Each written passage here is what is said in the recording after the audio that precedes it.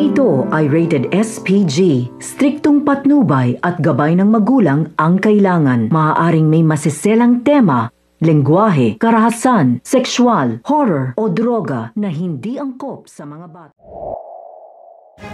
Inaalam nga nito ni Doc Benitez kung sino nga ang may kagagawa ng paglagay ng ipis sa chips ni Moira.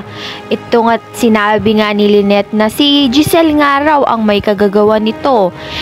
Nag-aalala nga itong si Doc Benitez dahil nga pag nalaman ito ni Moira na si Giselle nga ang may kagagawa nito, hindi siya titigil hanggat hindi siya nakakaganti rito.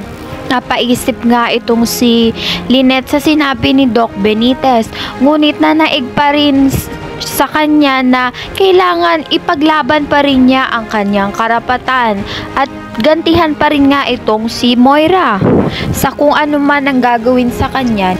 Ito na nga ang inaalala ni Doc Benitez na gagawin ni Moira at dito na nga itong si Moira kinausap na ang kanyang mga tauhan na gawin nga ang paghihiganti dito kay Giselle.